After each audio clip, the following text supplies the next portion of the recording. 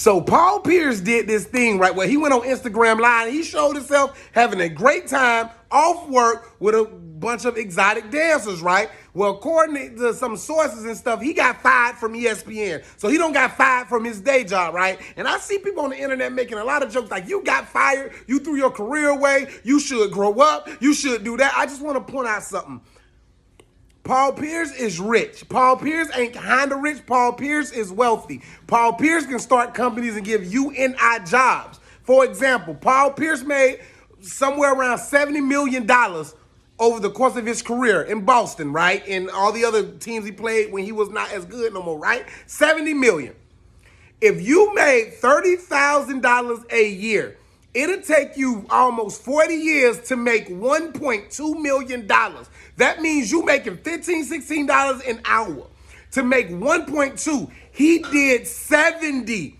He is paid forever. Getting fired hit different when you don't need that job. I'm not saying the man didn't like his job. What I am saying, his job at this point in his life was a passion job. Okay? And for him to get fired in his privacy, now maybe some other stuff was going on, maybe some things happened behind the scene, I don't know. But if he was fired because it wasn't a good look for ESPN and the Disney organization, that's not a great look, because what I do when I am not on your clock is what I choose to do. And there's absolutely nothing wrong with paying exotic dancers to dance and entertain you, because that is a career that they chose, and they are being compensated for being able to stand up in high heels and dance for countless hours. And I feel like it's disrespectful to fire somebody for enjoying themselves the way that they were enjoying themselves. Paul Pierce got on Twitter and said he's still winning, he's never took an L, and people start posting videos when he got shook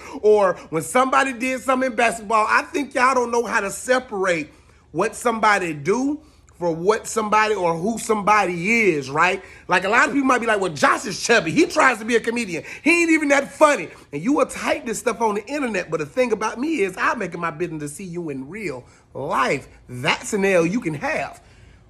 The Paul Pierce situation discourages me because it seems like humanity gets excitement or gets a kick out of seeing people fail in any form of life, whether it's sports, whether it's entertainment, which means acting and music, whether it's a judicial system. People get a kick out of seeing somebody fail, but y'all don't know what failure really is, because if we're talking about him losing his job, then y'all got to move that goalpost, because I would want Paul Pierce's pockets 25,000 times before I have my current pocket.